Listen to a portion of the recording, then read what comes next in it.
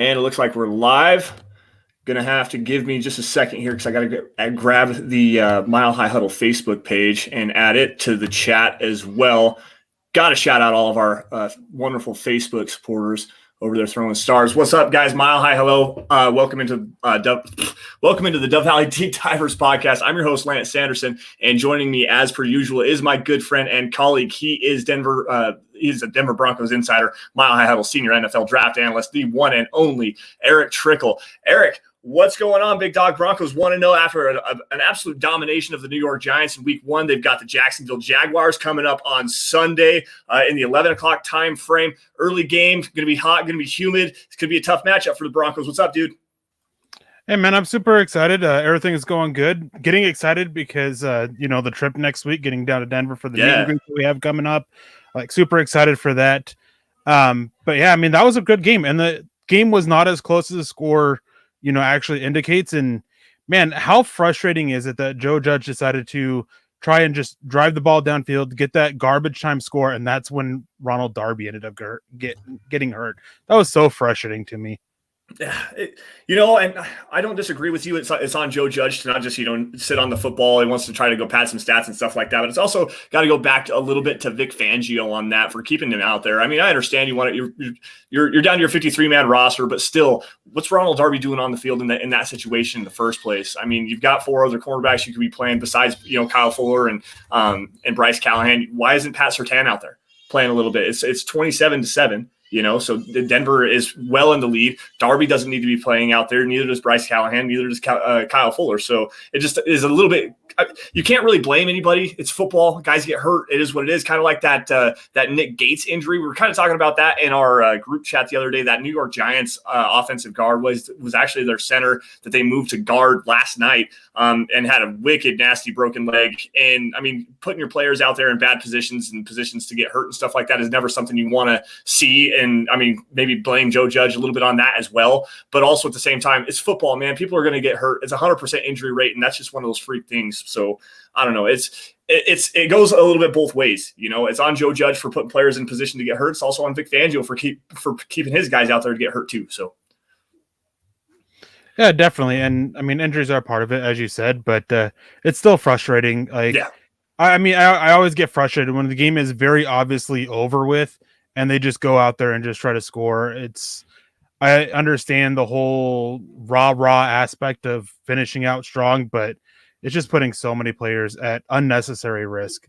Like so it's just so bothersome, but we probably should get to our saying hello to everyone in the chat before we jump into our topic tonight. Yeah, we actually got some stars coming in here. Butch dropping some stars on Facebook. Nothing to say, just showing some love. Zeus, Stu McPeak in the house. What's up, buddy? Dropping some stars again. Just showing some love. Nothing to say there. DeAndre Weatherspoon in here as well. On to the Jacksonville Jaguars. We are going to be talking about that, breaking that game down for you here in just a little bit. Also, we have Jay Kozad in the house. Pretty much a little slow tonight. We got 49 sets of eyes on us, nine reactions over on Facebook. Guys, make sure you guys click that like button, share it out, get in front of as many Broncos fans as you possibly can. Station identification here. You guys are watching the Dove Valley Deep Divers podcast. I'm your host, Lance Sanderson, joined by Erick Trickel. You guys can find me on Twitter by following me at SandersonMHH and for Erick at Erick Trickel. Also, shout out to Scott Kennedy at Scout Kennedy on Twitter for running the 1s and 2s today behind the glass. Thanks, Scott, for joining us today. Also, guys, while you're at it, make sure you guys are following at Mile High Huddle. That's some other account where you guys are going to find breaking news and analysis on your Denver Broncos. Anything regarding the Broncos, that's where your guys are going to find it. Facebook supporters, make sure you guys go on over to Mile High Huddle or facebook.com/Mile High Huddle. Click that blue Become a Supporter button. That's where you're going to get premium content like the Trickle Zone. You're going to get Broncos Book Club with Chad Jensen and also Kelderman's Corner. That actually, is Kelderman's Corner still going? I'm not sure if they're still doing it. I think they're changing what time it is from Sundays at noon. Yeah, I was going to say because it was Sundays at noon, but now that we're in the season, I'm not sure. I haven't seen an update on that, and that's partially on my bad. But anyways, guys, Chad doesn't have our Facebook stars, but just a quick reminder, guys, the Facebook community, here it is. we're trying to get to 150,000 more stars. So right now we're at 44% complete on that. More subscriptions here as well as one of our other goals. But for 250,000 stars in the month of September, we are going to be raffling off a Justin Simmons jersey. Exact same thing that we did with the Von Miller jersey last month, but we reduced it down to 250,000 stars to try to keep it in the month of September. I think we're doing one of these every single month. But also, guys, the top 5 YouTube Super Chat superstars are going to be thrown into this raffle as well to get the YouTube community in it as well. Take a look at the top 10 star senders this month. So far, Mrs. Moody always doing what she does, raining down as much support as she possibly can. Michael Ronquillo as well on every single show. Zeus, Stu McPeak, raining down from Mount Olympus himself. Randy Jones, got Josh Shadow in there as well. Travis Weber, Gary Leeds Palmer, a good friend of mine, good friend of everybody's shows. Chris Hernandez, the 25-year going into 26 years in the Air Force. Thank you, Chris, for your service as always. Claude Riley, Howie frickin' Day doing his thing. And Howie was one that actually won that Von Miller jersey, so he's getting himself in for another one. He needs a 31 to match that 58. All right. Oh, here's the top 5 Super Chat superstars. We got Michaela Parker in there. Mark Langley doing his thing as well. Stu's in on both of these in the top 5. And then the queen of MHH, Chrissy Remedi, she's doing her thing as well. Shout out to Seth Harmon, Kiaka Mondragon, who just moved up to the number 6 spot. Brian Greenfield, Casey Nickel, Tanner Holsey, and Chris Hernandez rounding out the top 10. Dale Root as well. Dale, very kind, very I think that's the right one. Very generous gift for us the other day. Josh Hickey jumped in here with a $5 super chat. Best wishes for Graham, but I believe Moody will make Glasgow expendable. Get his contract off the books just in time to extend Sutton and Noah Fant. That's actually the topic for today, guys. Graham Glasgow just was diagnosed on Monday following the Giants game with an irregular heartbeat. He is listed as doubtful. It was reported the other day that he was not going to be able to play, and Vic Fangio actually spoke about that today in his press conference, saying that Natanie Moody was going to be getting the start on Sunday at right guard. Now, Eric, to the point of the super chat, getting his contract off the books and seeing what Moody can do to make him expendable and whatnot. What does this mean for the Broncos offensive line, not having Graham Glasgow on Sunday? I mean, they're losing a guy who was their second best offensive lineman out there on the field for them last year, which that really isn't saying a whole lot. And a guy who he struggled against the Giants, but he managed to have some huge plays, enough wins for the Broncos offense to not completely hold them back.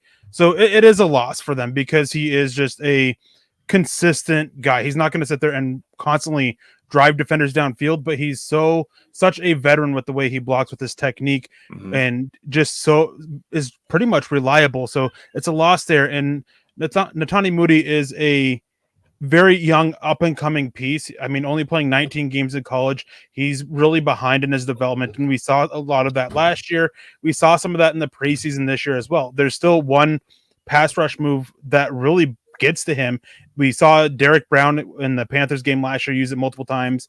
The Las Vegas Raiders, they used that, and we saw it again in the preseason be able to get by Moody during the game. So hopefully he's worked on that. But the best news is that this is probably the best game to get Moody out there and not have Glasgow, because the Jaguars defensive line, while they do have some solid players, it is nowhere near as strong as the Jets defensive line is next week, or the Ravens, or even the Giants last week. So this is a good game to go out there and just make sure Glasgow is fully healthy. As to the question about getting Glasgow off the books, I mean, if Moody goes out there and plays well, I mean, at some point we got to start having a conversation about Dalton Reisner. He was terrible last year, and he's slowly becoming a liability at the left guard spot. And he had the worst game of all the offensive linemen against the Giants. And it just was, he just isn't made for what the Broncos are doing on offense, especially the running game. So that conversation needs to be had. Not so much Glasgow getting benched, but at some point, maybe it's got to be Reisner.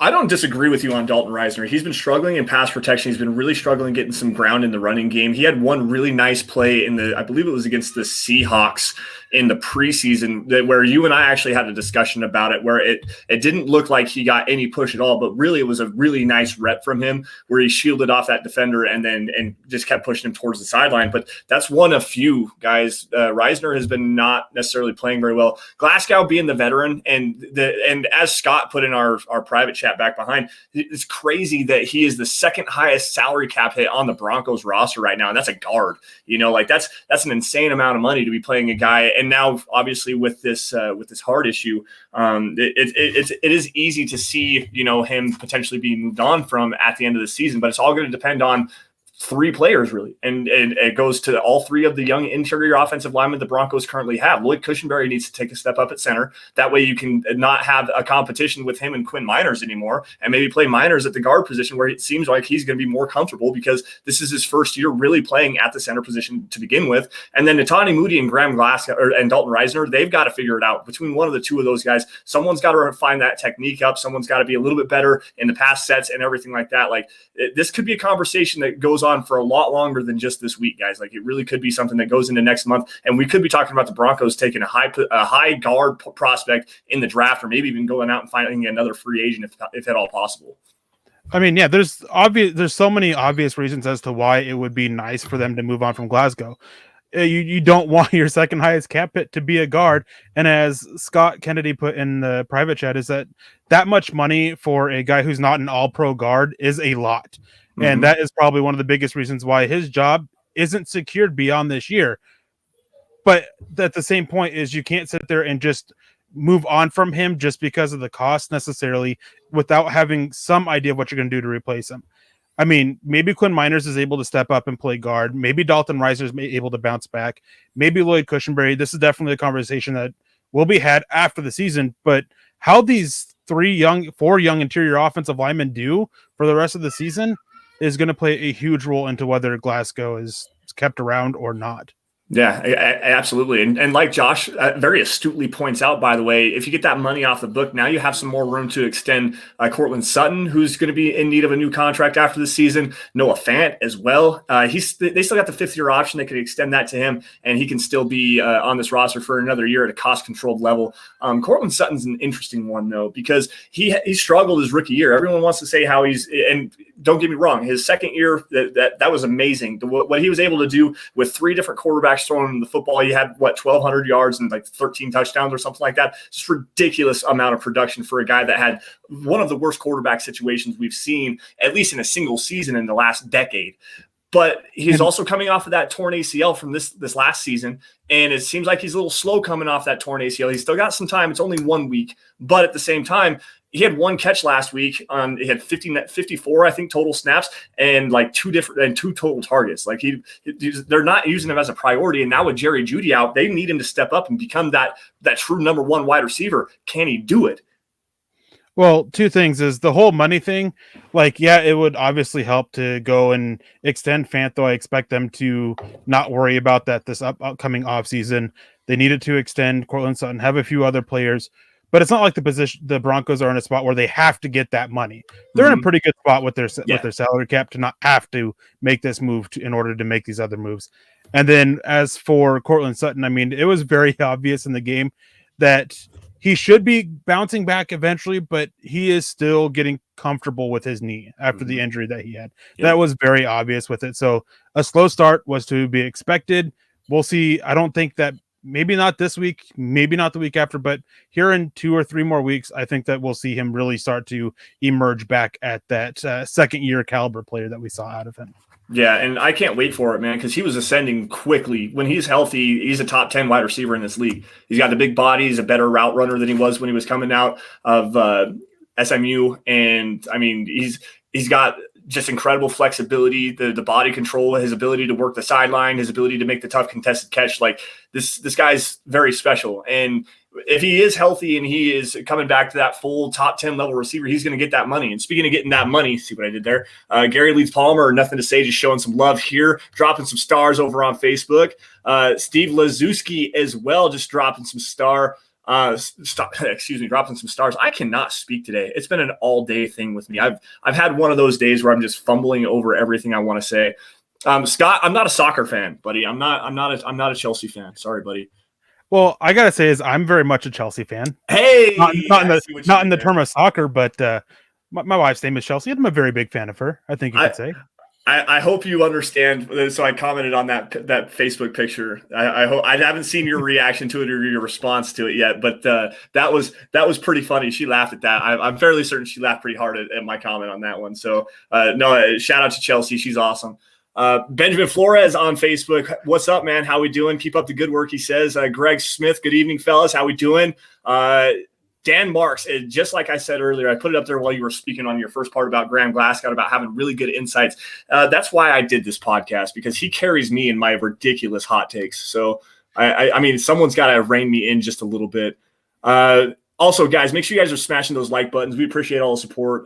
We really do appreciate it, because without you guys, we couldn't do what we do best, which is cover the Denver Broncos. Now, guys, get your super chats in, get your stars in, get your questions in here in just a couple of minutes. We're going to do one more quick segment on the Broncos defense here and the injury to Ronald Darby. Make sure you guys get your questions in so that we can have a great round out of the rest of the show. We'll break down some more Jacksonville Jaguars, guys. But with that, Ronald Darby, Eric, you talked about it just briefly at the very beginning of the show, has a torn hamstring that was placed on injured reserve the other day. Going to miss at least 3 weeks, maybe 4.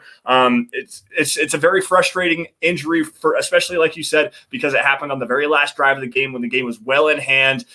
Doesn't matter who you want to blame it on. It's football. Stuff happens. But what does it mean for the Broncos? Where are we going from here? I mean, Patrick Surtain. I mean, this is why it's such a good thing that the Broncos didn't trade Bryce Callahan. I know that we talked about it multiple times after George Payton came out and said that they're getting calls. Like there's a lot of reasons why they looked that way, why they took calls, but it's a good thing they didn't. And this is why. I mean, injuries happen, especially in the Broncos secondary, not just going beyond just last year. Bryce Callahan never played a full season. Ronald Darby never played a full season until last year, if I remember correctly. Yep. So those are 2 big injury concerns right there. Then Michael Ojemudia got hurt. So it's a very injured secondary, and you can go through your corners pretty quickly. So glad they didn't get him. It's going to be a good game. I mean, he got tested last week on one pass where, as he admitted, and Vic Fangio, he wasn't playing tight enough. He didn't react quick enough. And that was a very teachable moment for him. So would expect him to be a little bit better. And the best way to help take the pressure off your corner, especially your rookie first-round pick corner, is getting pressure. And this is where Draymond Jones should absolutely kill it. A.J. Kahn is a far worse guard than Will Hernandez is for the Giants. And Draymond Jones absolutely lived in the Giants' backfield facing off against Will Hernandez. I would expect him to have a huge game again in this Jacksonville game against A.J. Kahn, who allowed 7 pressures last week, which was the 3rd most. He had the 5th lowest pass blocking efficiency and the 2nd lowest grade from Pro Football Focus. He was not good. I went back, I watched his tape, and man, this is the defensive offensive matchup for Denver to exploit. Draymond Jones, once again, he's emerging as a star like rather rapidly. Yeah, well, and it's not only that, and that was a really good comment by CeCe there about Ronald Darby, how it would have been foolish to see him play for the full 16, considering he's dealt with multiple hamstring issues in the past. And yeah, they are a nagging injury. It's a lot like Eric and I were talking about this about Jerry Jeudy in our group chat the other day, sprained ankles. Sprained ankles are a nagging injury. They take a long time to heal. There's not a lot of blood flow there. You're walking around on it. I mean, it deals with your ankle flexibility. And for a guy like Jerry Jeudy, this could see him out, I would say, 7 to 10 weeks. I know the optimist timeline is 6 to 8, but I'm saying probably 7 to 10 weeks, depending on how the pain management stuff goes. But back to that hamstring injury, it's the same exact way. You can feel really good, and the next thing you know, you're doing a wind sprint, and it grabs up on you, and now you're down another 3 weeks, and it's just so hard to rehab that kind of a soft tissue injury, especially when with a guy that has elite speed. I mean, long level speed threats, guys that like KJ Hamler, who had that hamstring injury last season. You see it a lot with wide receivers and with cornerbacks, and even some running backs as well have bad hamstring issues, especially the long speed guys, because your body's just not meant to do stuff like that. You're really not supposed to run at full speed as fast as you can for 60 minutes in a football game. You know what I mean? Like it's a ridiculous amount of stress on that kind of on that lower leg tissue. So with Darby, I agree with you. Obviously, it's Pastor Tam time. I'm really very intrigued to see how he's going to look because I know we've got Trevor Lawrence. It's a rookie quarterback, and don't get me wrong, guys. I don't think this is necessarily going to be a problem, but the Jaguars do have a solid trio of pass catchers on the outside. They've got Laviska Shenault, the second-year player out of the University of Colorado. They have DJ Chark, a fifth-year wide receiver out of LSU, and then Marvin Jones, the wily veteran, played a long time in Detroit there for a while. He was also a Cincinnati Bengal, and that guy just will randomly have a game where it's like, 10 or 12 catches for 150 yards and 2 touchdowns. So it's not necessarily going to be a very easy test because they have the weapons that can actually get open and make some plays. But going against a rookie quarterback with this pass rush, Pat Surtain could actually get his hands on some footballs here. Well, I was going to say, we had a comment in the chat from Jay Koz that says, perfect couple of games for Surtain playing rookie quarterbacks. And this is exactly true, especially with them being the first and second overall quarterback, with how many Bronco fans like you and I called for Denver to go after one of these quarterbacks. How great would it be for him to have huge games in both of these and really show that, hey, yeah, I was the right pick, and this is why. I mean, granted, they didn't have a shot at Zach Wilson or Trevor Lawrence, but you get what I'm saying there anyways. Mm-hmm. But these receivers for the Jaguars is one of the things that always concerns me in games that should be easy on paper, especially when they're young and mostly inexperienced like the Jaguars are, is that you're never quite sure what you're going to get. And this Jaguars team, they can definitely come out and they can surprise everyone and win this game. And if they do, it'll be off the backs of their weapons on offense and Trevor Lawrence, because that offensive line, I know I focused on AJ Khan, but it's a pretty bad unit overall. Their center and left guard's not bad, but I mean, they're both tackles. They were one of the worst, the worst duo, I believe, in the NFL in week 1. So that's a big issue there. But I mean, Laviska Shenault. Now, he's probably the receiver that Denver should be the most cautious of. And I have an article and a video coming out that will expand more on this. But his play style goes to exactly what the Broncos try to force offenses to do.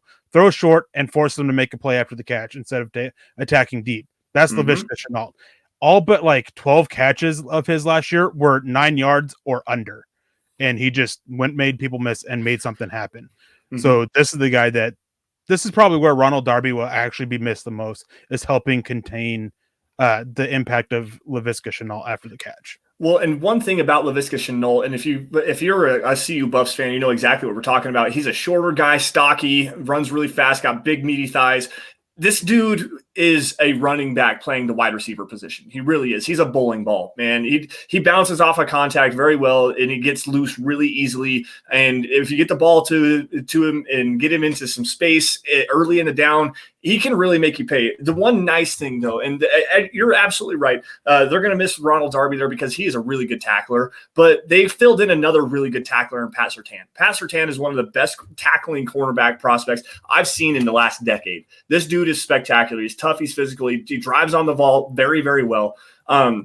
The issues that I had with him were never anything as far as his physicality and his tackling ability. It was just the playing off the ball. He was a much better press coverage cornerback. And where they're going to use Laviska Shenault, if Pat Surtain is going to be on him in the slot primarily, the Jaguars have actually started doing a lot more RPO stuff where they're getting Trevor Lawrence moving the ball around a little bit, and they're incorporating bubble screens off of it. And to me, that's a big thing because they're using Laviska Shenault in that way, getting the ball in his hands about 2 yards behind the line of scrimmage, essentially on a handoff, and letting him just go to work. So that's going to be very fun to me to see Pat Surtain, who is a great tackler, and Laviska Shenault, a guy that really breaks a lot of tackles and does it very well. I want to see how that matchup plays out. Seth Harmon jumping in here with a $10 super chat. What running back on the Broncos has the better game, Eric? Javonte Williams. Yeah. I think this is the perfect mixture of bad interior defensive line, a change on the offensive line. I think that Moody will be more beneficial to the run game than Graham Glasgow is. Well, Graham Glasgow is much better in pass protection.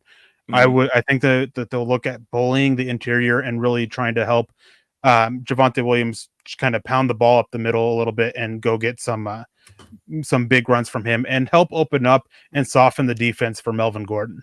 Yeah, I agree with you on that one. And talk about flipping the script from last week, where the Giants had a really good interior defensive line with Leonard Williams, Dexter Lawrence, and I can't remember the third guy that they were playing that actually had a pretty decent game in there. But and the Broncos really struggled to get the ground game going offensively. This week they have, and the edges for the Giants were not great either. Lorenzo Carter's a decent player, and I mean Azeez Ojulari was okay, just not great. But as a rookie is making his first start, you can't really blame the guy. But this week the Jaguars have two really good edge rushers in Josh Allen and Kayvon Chason, but their interior defensive line is not very good. At all. So the Broncos should be able to open up some of that inside zone running game that Pat Shurmur really likes to use. And to me, that's going to open up a lot of holes for both running backs. To me, Javonte Williams, he had 14 carries last week, and they kind of went towards him after the 70-yard touchdown run and only gave Melvin Gordon 11 carries. But still, I mean, both of these guys should be able to flip a coin on it. I'll go Javonte Williams just because I think they're going to try to save Melvin Gordon just a little bit. Because if this team rattles off 3, 4, 5 wins to start off the season in their first 7 games, they could be well on their way to the playoffs. And keeping Melvin Gordon, who's a damn good running back, top 10 running back probably in this league, if they can keep him healthy and keep him fresh, they might be able to make the playoffs, and he could be a very big part of that. The only issue with that is that Melvin Gordon is a better running back the more touches he gets. Yes. So you still want to give him those touches because eventually he's going to make a good play. Yep. So they got to keep this balance, and they were very well balanced with the running back usage last week, and caught me a little bit off guard. I was very adamant and spoke multiple times about how I think it'd be more like 65, 35, 60, 40 in terms of overall percentage, which still can happen by the season's end. But right now it's very much 50-50, and that's a good way to go about it. And but Melvin Gordon, I think that Javonte Williams will be better in the running game, but I think that Melvin Gordon will make his impact felt when it comes to catching the ball out of the backfield. Yeah, no, you're absolutely right. The Broken Pirates jumping in here on Twitch. Got to shout out our Twitch supporters. Thank you all. If you guys are on Twitch, go subscribe to Mile High Huddle. Get our Twitch numbers up so we can, maybe get a bigger following on the Twitch channels and stuff like that. Broken Pirates going to be at the game on Sunday. First ever Broncos game. Can't wait to watch our boys win. Yeah, absolutely, man. It's going to be a lot of fun. Erick and I are going to be at the Jets game. We're going to be doing the Mile High Huddle meet and greet in the South parking lot, I believe is where it's at. Do a little bit of tailgating, and we got a great gift. We're going to be able to go to the game as well this year. So that didn't exactly pan out the same. We weren't sure we were going to be able to go to the game, but we actually got some tickets rounded up. So we'll be really appreciative for that, by the way. You know who you are. Really excited to be able to go see another Broncos game. Let's see here. It'll be my first. It's going to be your first Broncos game. And my second time ever at the stadium too. Wow, there you go. I've been to a handful of Broncos games. I was actually just going to grab this from Black Knight. Jeremy over there. Do you think a team that needs a quarterback calls the Broncos and try to pry Locke away from them? I'm going to take this first. Maybe, but the Broncos are going to hang up the phone. I think that if teams haven't called already, they will, and I just don't think that Denver will be interested in it. The one nice thing, and we everyone knows how critical Erick and I have been of Drew Lock. He did show a lot of improvement in the preseason. I will give him that, but he's got to be a top 5 backup in the NFL right now. Like, quite honestly, as a backup quarterback, you're going to go to your backup quarterback eventually. It's like 70% of the time, 70% of every NFL season that sees at least one backup quarterback go into the to start a game. So you're going to see Drew Lock eventually. Like, I guarantee you, whether by hook or by crook or by injury, Drew Lock is going to see the field eventually this season. And if you're going to have a backup quarterback, why not have at least the best one you can? And Drew Lock is a high-quality backup who has starter potential. It might take him a little bit longer to get there, but he does have that potential and that ability. So if it's me, anyone calls for Drew Lock, they're going to have to blow me away on something. I'm not getting rid of him for a 5th, 6th, or 7th round pick, I tell you that. Like, you're going to have to give me some assets for that, because even though he may not be around next season, the Broncos might go in a different direction. There is still something to work with there. I mean, only 13 quarterbacks last year started all 16 games. And Teddy Bridgewater, he's only had one full season in his career. He missed the game last year after he suffered a knee injury and then played on the knee injury, which he said that he shouldn't have. So, I mean, you have a guy who's, for lack of a better way to put it, is an injury-prone quarterback. You want to keep your backup in play. So, despite teams call in, I just don't think that Denver will really listen unless like a team gets really, desperate and like, hey, we're going to be stupid and give you a first round pick for him. Outside of the extreme circumstance, I don't see Denver trading him.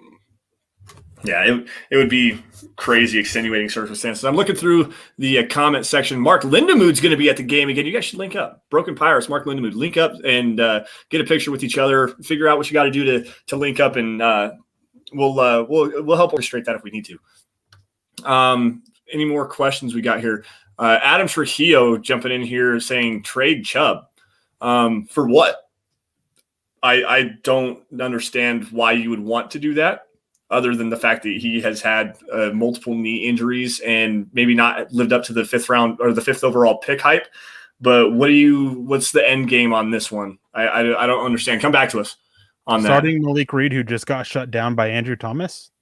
Like, Malik Reed is fine as what he is, but he's a guy who honestly shouldn't be a starter in the NFL. He's best as that number 3 guy coming in to help give him a break and not have a tremendous drop off from your starters. But it can be such a liability against the run that you just don't want him out there outside of obvious pass rushing situations, basically. Mm-hmm. So I don't agree with trading Chubb, and I've been very critical of Chubb, especially last year. But I mean, he did well coming back from injury. It took a little bit while for him to get going, but trading him at this point, like with all the questions that Denver has too. Von Miller's a free agent after this year. Malik Reed's a free agent after this year. Jonathan Cooper, he's a rookie. Like, don't want to count on him taking over a starting spot next year. So many questions about it that it's just not the best idea at this moment to trade Chubb. Yeah, no, I agree with you on that one. I just don't understand on that one. This is a good question. Our pal jumping in on YouTube. Any updates on Mike Boone? I have not heard anything personally, so I'm going to flip this one on over to the guy on my left. Eric, what's up? Probably won't hear much about it until after the Jets game, before the Ravens game. He's on injured reserve. He's got to miss 3 games at least. So it'll be a while before. Okay, I didn't realize. Oh yeah, that's right. They did put him on injured reserve to open the season. I forgot about that because I know that they had him. They had him down for a little while before the season. He made the roster, which you have to do to go on short-term injury reserve. Yep. And they put him on it along with Michael Ojemudia. Yeah, no, I forgot about that. You're absolutely correct. Let's see here. Any more good ones? No, I'm not seeing anything here. Okay, let's do some more Jaguars content here. Same kind of thing we did last week, Eric, for the Giants game. 3 biggest keys to victory. Eric, what do you think? I mean, confuse Trevor Lawrence, force him to make mistakes, force turnovers.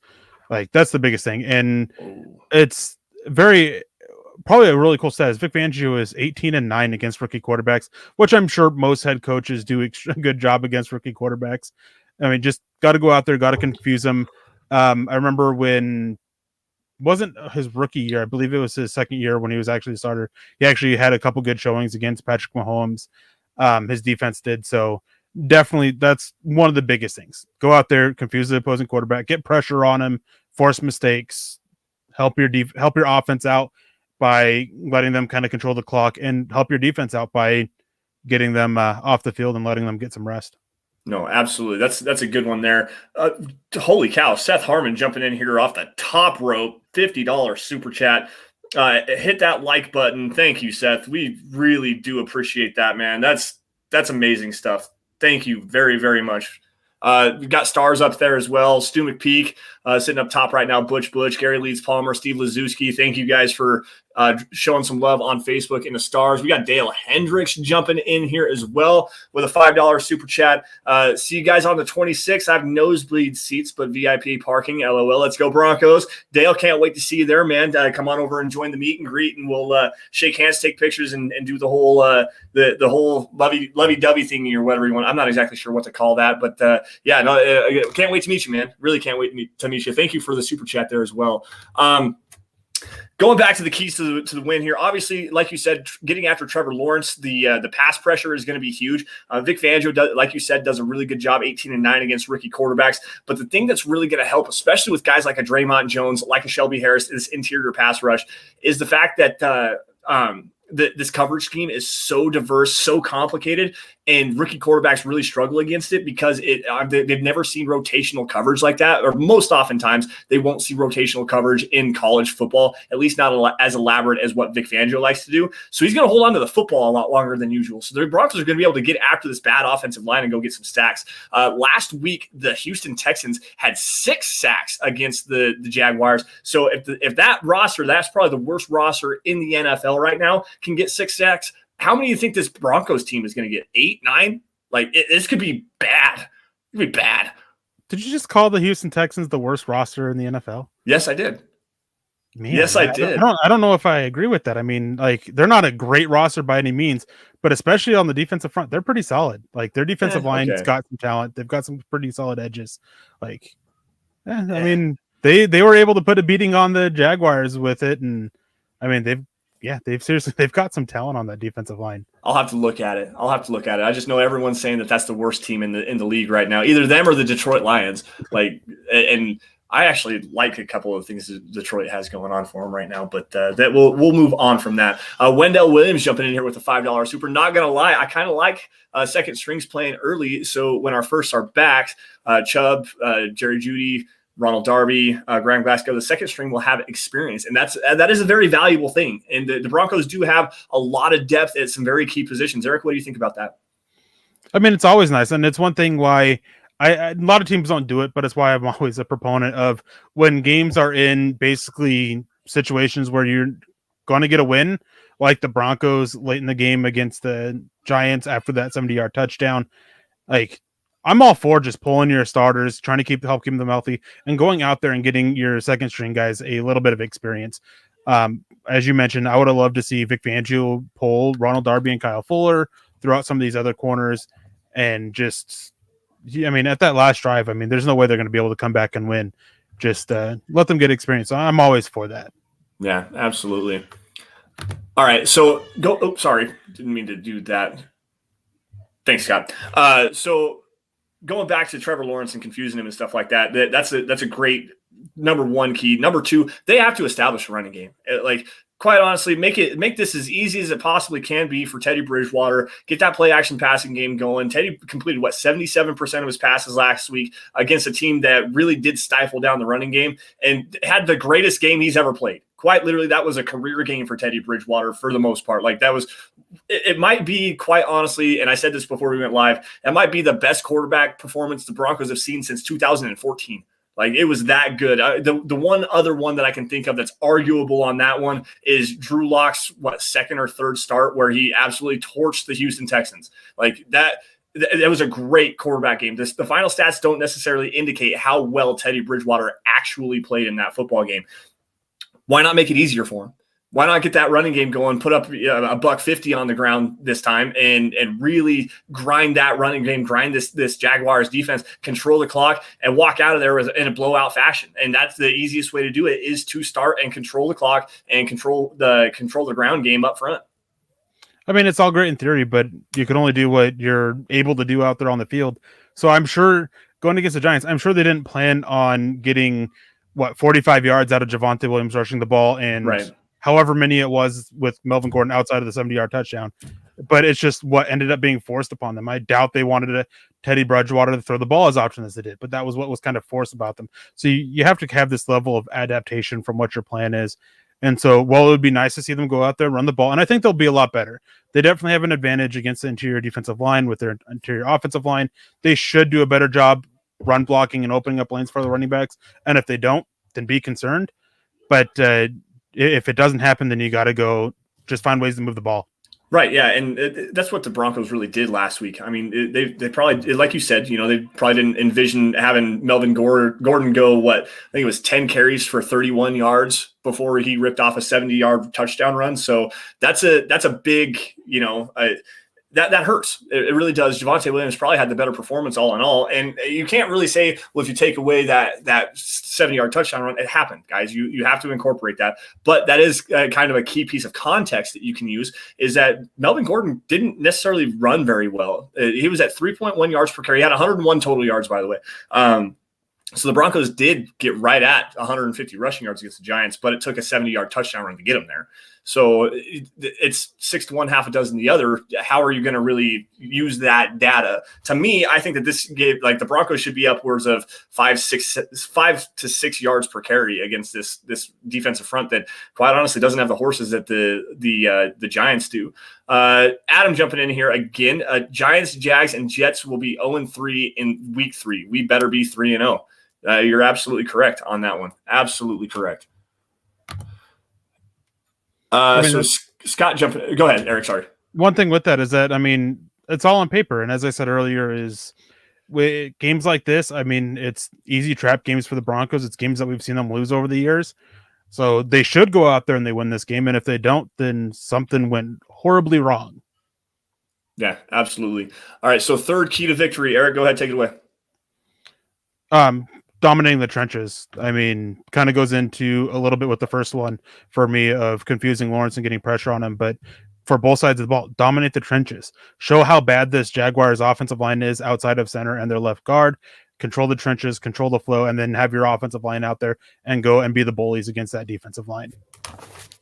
Yeah, absolutely. I definitely agree with you on that one because, I mean, if Denver is going to get bullied around in the up front, and to me, it goes back to the mentality. Like, honestly, this team has to have that. We're going to go out there and punch you in the mouth. We're not overlooking you. We know you guys are starting a rookie quarterback. We know you guys have some deficiencies, especially in the trenches. Like, this could be not really a trap game, but like it's really easy to kind of overlook a Jaguars team.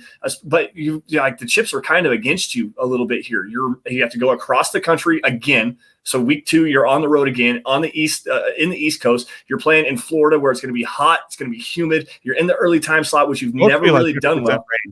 Oh, really? I did not see that. Okay. The latest weather report has it supposed to be a wet one. Oh, wow. I did not know that. So that makes it even worse there, especially for Teddy Bridgewater trying to throw the football. You're really going to have to lean on that running game.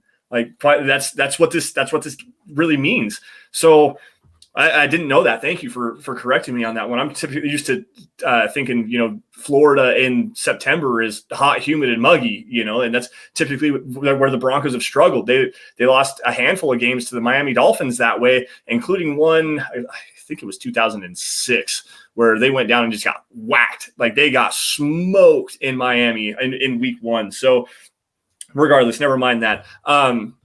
Now I lost my train of thought. Thanks, Eric, for ruining that. Well, there's one comment here that I want to grab that kind of goes into my point a little bit about controlling the trenches. BNS comes in saying, it was real nice to get competent right tackle play last week. Even noticed it was Massey who sprung Gordon's long run. Happy days. Massey had an up and down game. Azeez Ojulari definitely beat him a few times. Fortunately, Teddy Bridgewater was able to shove him off in the face. But that 70-yard touchdown run, I mean, it was a team like Glasgow, Erick Saubert, even Albert Okwuegbunam, bunch of credit for what he did as a blocker on that. And Bobby Massey, those 4 made huge blocks that if any one of them faltered, there's no 70-yard touchdown run. Noah Fant didn't block anybody, and Melvin Gordon had to make a play. I mean, goes to show you that sometimes like you need, obviously you need multiple big blocks, and Denver got that there, but he has his hands full.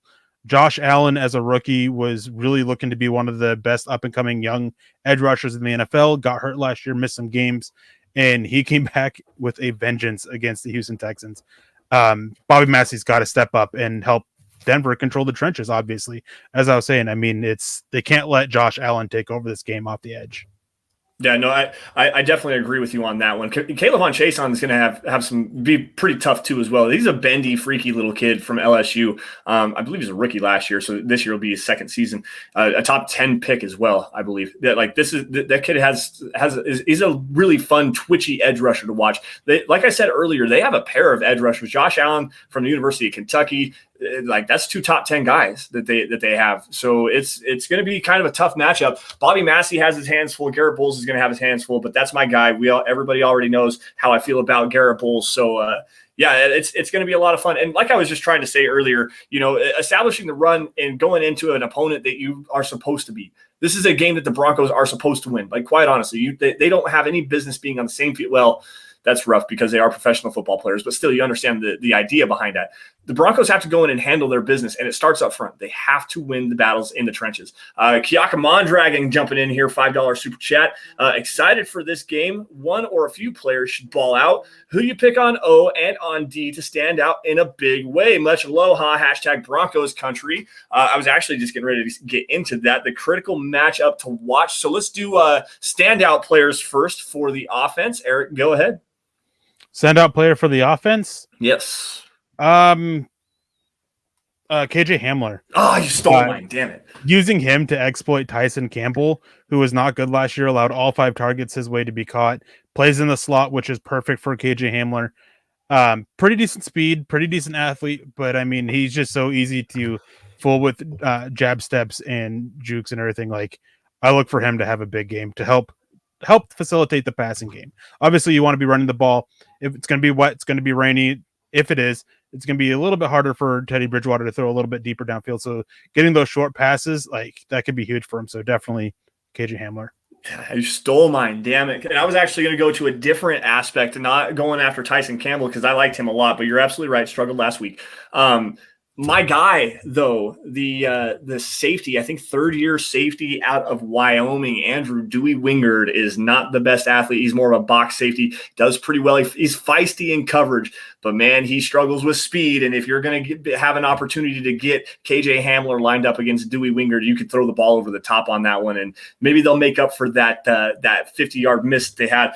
I'm going to go – you know what? I'm going to go with Noah Fant. Like the loss of Jerry Jeudy here is big. Work in the middle of the field, and they made a focus of trying to get Noah Fant involved in the passing game. To me, that's the next guy up in that passing offense. I know that Cortland Sutton's there. I know Tim Patrick's there. Tim Patrick could have a huge game as well, by the way. But to me, it's got to be Noah Fant. He has to be that top 20 tight end that you have. First round pick. He's got to show up this year, and he looks really good. He's kind of dealing with, I think it's a hip injury or a knee injury. A knee injury is what it is.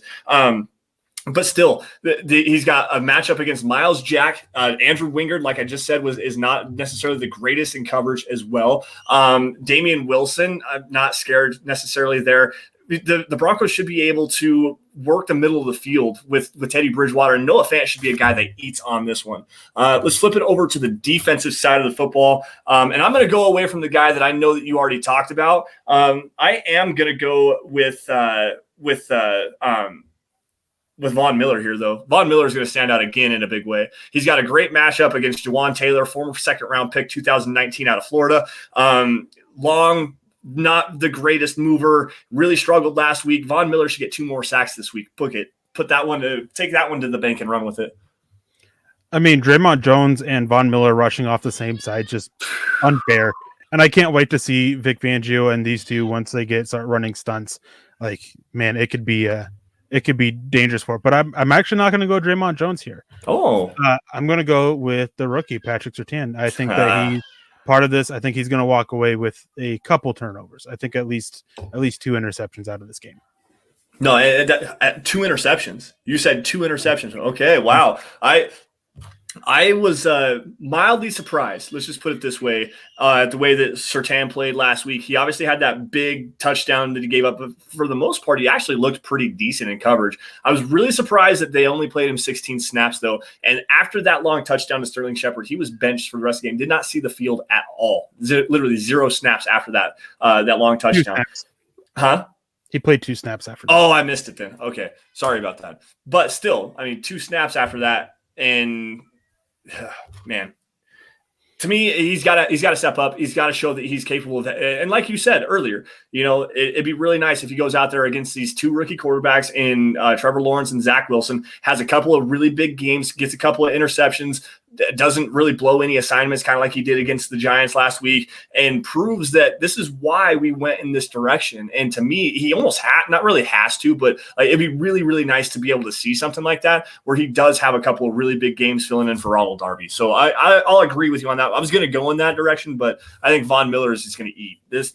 He's motivated. He is directly focused on getting sacks. There was a funny comment about him stealing sacks from other guys, and Draymond Jones and Derek Wolfe and everyone being mad at each other for for stealing each other's sacks. He's like, that's all I want to do is just rush the passer on every single down. He looks really good. He looks like I guess he looks like the 2015 Von Miller. So to me, I think that he's going to have another big game. I really do. And I think that one of the big reasons why I went Surtain too is that he doesn't make the same mistakes multiple times. Vic Fangio, they both spoke on it. He played too far off on Sterling Shepard, was supposed to play a little bit tighter to the line and supposed to play a little bit tighter inside. And then he didn't react the quickest when Sterling Shepard made a cut inside. That's something that he's going to learn from. He doesn't make the same mistake multiple times. And I think that there's going to be a kind of a slight pushing on the Jaguar side of the ball to go and target the rookie corner, which I think is going to open up the opportunities for the interceptions. Yeah. Let's see. Who is this? This is CC jumping in here. I think Surtain matches up well against Chark and Jones. One thing I'm worried about, though, is Kyle Fuller getting beat deep, especially by Jones, who makes some what the F plays once in a while. And like I said earlier, Marvin Jones has he has that deep threat ability to take the top off and has those games where it's like 10 catches, 150 yards and 2 touchdowns. And I'm not necessarily saying that it's going to happen against the Broncos, but it's definitely something to keep your eye on. And Kyle Fuller struggled. He really did against the Giants. Gave up a couple of long receptions, had a couple of pass breakups towards the end of the game that really kind of redeemed him there, especially one I believe it was in the end zone. If not, I know it was it a 4th down play? I can't remember exactly the situation. But anyways, like Kyle Fuller really has to improve because week 1 was not good for him. I mean, it wasn't terrible by any means. He had some bounce back plays, but I want to make a point here that Scott actually put in the private chat about the Jaguars and Malik Collins of the Houston Texans.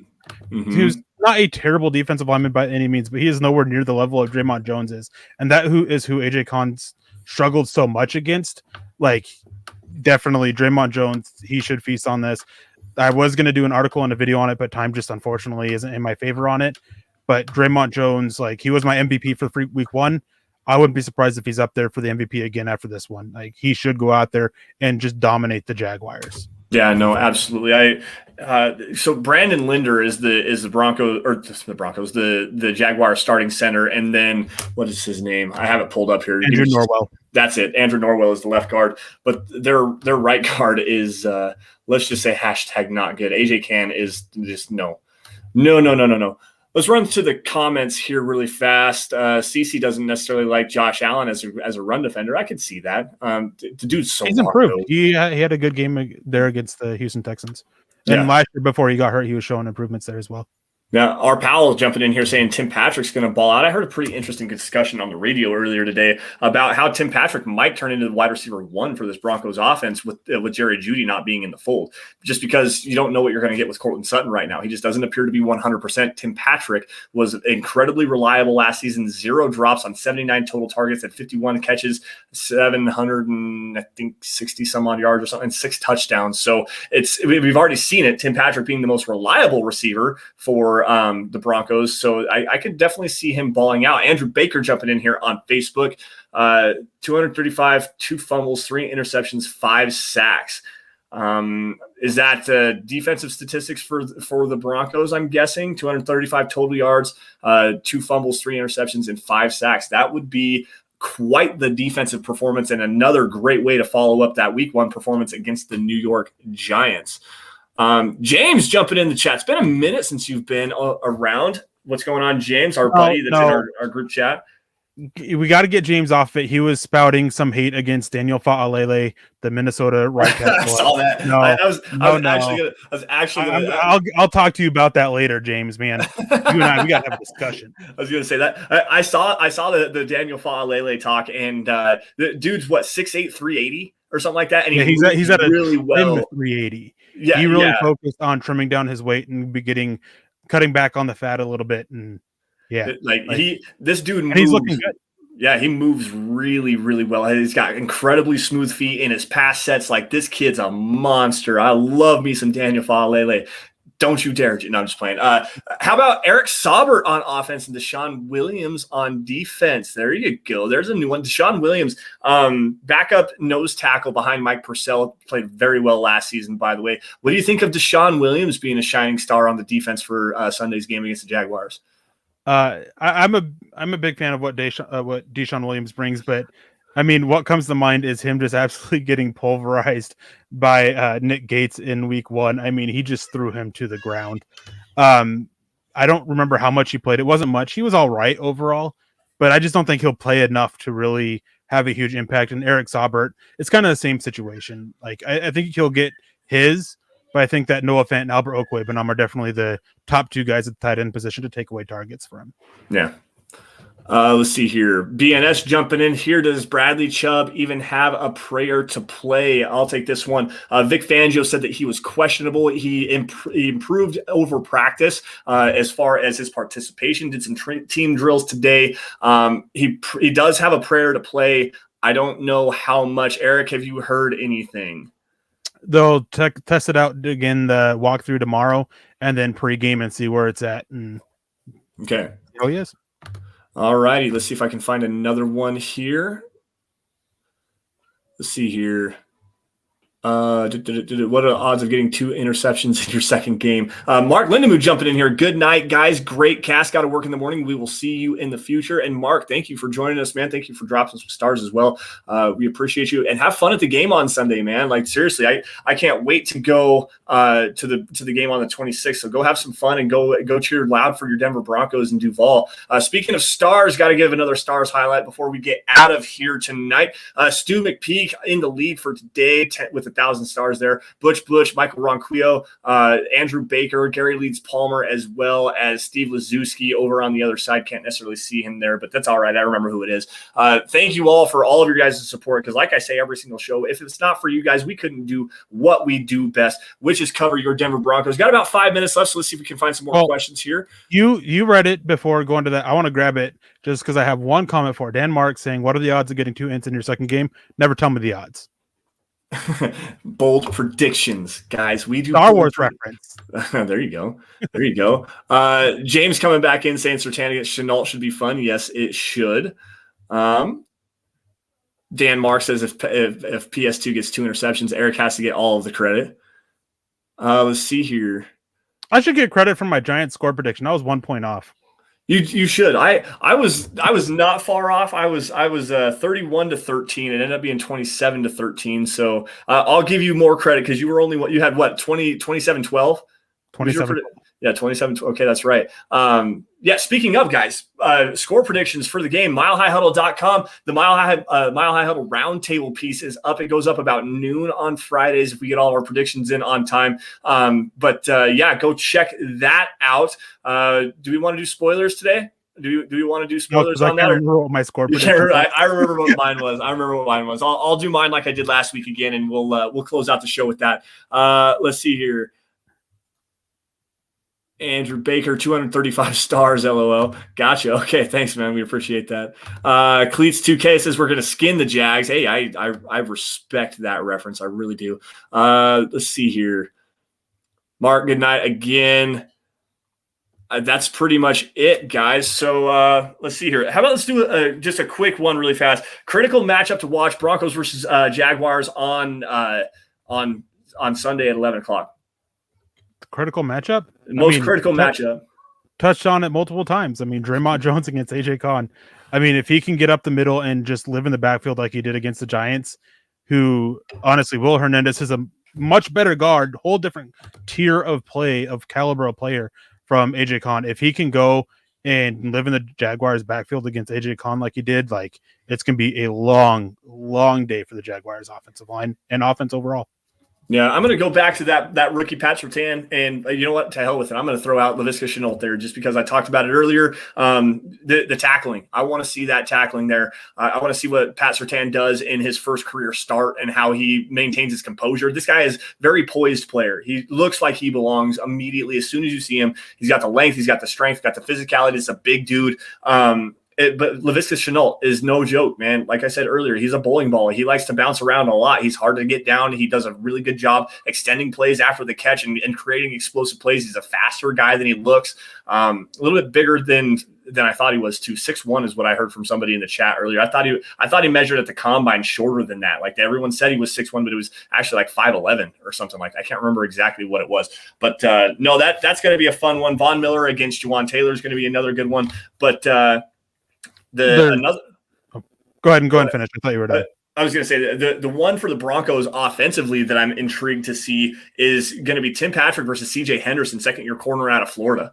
I was not a CJ Henderson fan at all. And Tim Patrick has the body to bully him around. CJ Henderson does play physically. He's a better impressed man than he is off the ball. So I'm intrigued to see how that looks. That will be a fun one for the Broncos offense.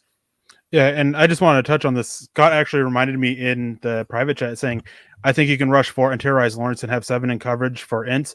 I think it was James Palmer who actually touched on it and basically said, don't look for the Broncos to blitz all that often. I mean, it's not something that they do a whole lot anyways.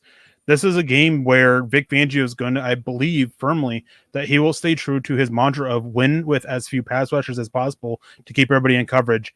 And this is the offensive line to exploit it. We saw, I don't remember how many, we didn't see very many blitzes against the Giants, and I think it's going to hold true again this week. Yeah.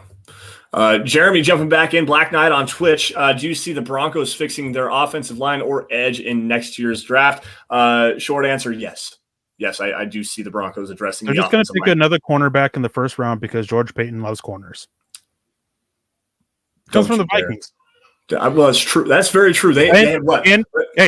And I say that with a little bit of humor, but Kyle Fuller and Bryce Callahan are both free agents. Yes, you're absolutely correct on that. After this season, Bryce Callahan is last year of his deal. Kyle Fuller on a 1-year deal. And it really depends on if the team's winning or not. If Vic Fangio and Donatell are brought back around, that coaching staff has to be around here because if they are, then both of those guys have a really good opportunity to re-sign in Denver and potentially finish out their careers playing under Vic Fangio. And they have actually played very well with Vic Fangio in their previous seasons in their career. So that could be something to address. But if Vic Fangio's gone, cornerback jumps up to a tier S need, like quite honestly, because you've got Ojemudia, you've got Surtain, you've got Sang Bassi and Kerry Vincent Jr., but that's a lot of small guys there, man. Oof, I'm not okay with that one. Edge though is a big one to me. And remember, it's easier to find a franchise quarterback than to find a franchise corner. Sure it is. Whatever you say. Whatever you say, George. All right, let's see here. See if I can find another one. If not, we're going to close down the show. CC actually has a really good comment here. I wish they would have got Spencer Brown out of Northern Iowa in this last year's draft. It was unfortunate the draft wasn't. Yeah. I like Spencer Brown a lot. Do we have the best running game in the AFC West, Eric? No. I actually, it took me a second to get there. Josh Jacobs and Kenyon Drake over in Las Vegas. That is a high. Yeah, they're not the best. Who are you going with? The Chargers. Really? Austin Eckler. I would say Las Vegas, but Josh Jacobs is hurt. Oh, that's right. And I forgot that he has an injury. I'm not as high on Kenyon Drake as outside of a receiver as others are. So. Oh, I'm not saying that, but he's at least a high quality backup, a very decent backup. He played pretty well for the Arizona Cardinals a couple of years ago. So not to sleep on him, but not to tout him as like this tier S running back by any stretch of the imagination. He's just a solid player. I think that Denver could end up with the best running game in the AFC West. They're just not right now. Just to add some context to that. Yeah, that's a fair point. And that is where the chat ends, guys. So that is where we are going to end. Thank you all for joining us on the Dove Valley Deep Divers podcast. You guys can follow me on Twitter by finding me at Sanderson MHH and for Eric at Erick Trickel. Also, shout out to Scott Kennedy at Scout Kennedy on the Twit machine. Thank you for running the ones and twos and helping us out tonight with all of your fun factoids, by the way. That was a breath of fresh air. I'm really glad that you joined us for today. Also, guys, while you're at it, make sure you guys are following at DVD DVD_pod. That's a podcast account where you're going to find out what we are talking about every single week. Also, again, guys, at Mile High Huddle. That is where you're going to find instant news and analysis on your Denver Broncos. You got film breakdowns, opinion articles, anything Broncos related. That's where you're going to find it at Mile High Huddle. Guys, if you're on Facebook, make sure you guys go to facebook.com/Mile High Huddle. Click that blue Become a Supporter button, because that's where you're going to get the Trickel Zone, which airs every Saturday, noon Mountain Time. Erick, what's on the Trickel Zone this weekend? We'll be talking more a little bit about the Jaguars. And quick announcement, I mean, for obvious reasons, this will be the last week until 2 weeks from tomorrow.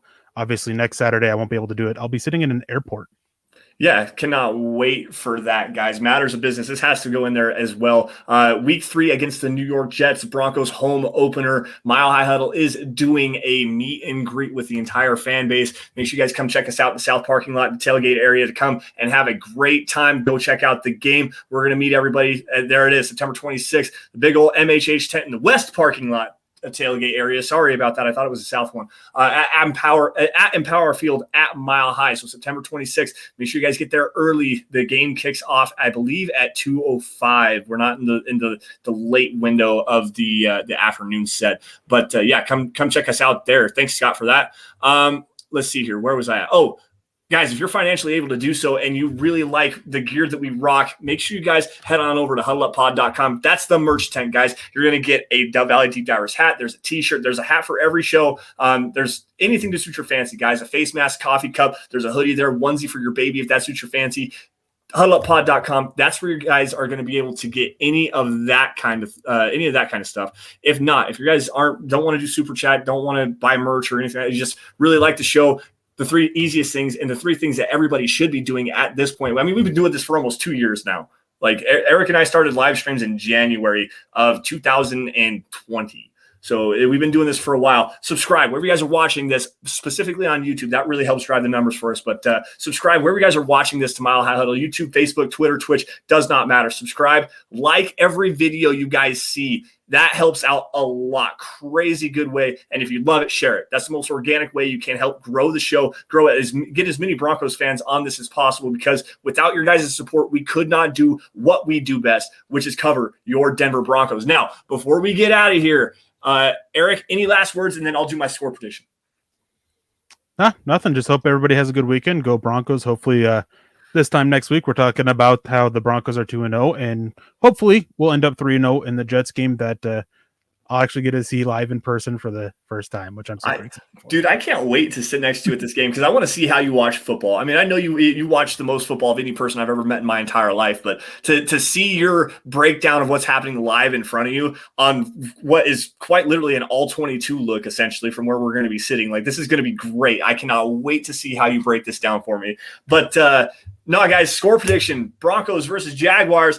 I have it as a blowout. This, to me, is a game where the Broncos are going to really start and lean on that running game. They're going to make things incredibly confusing for Trevor Lawrence. Like I said, let's call it 7 sacks. I'll call it 7 sacks. I think that this Broncos team is really going to get after him. It's not close. This is a game the Broncos will and should dominate from the start to the finish, much like they did against the Giants, except they're going to get it started early. I do think that this is the first time that the Broncos are going to score an opening drive touchdown, I think in like 19 games or something like that. It's been a long time since the Broncos have scored an opening drive touchdown. So I think the Broncos are going to get it done this week. 24-10, Denver blowout on the road. That's where we're at here. But with that, guys, we're going to get the hashtag out of here. Shout out to Shady Penguin for that one.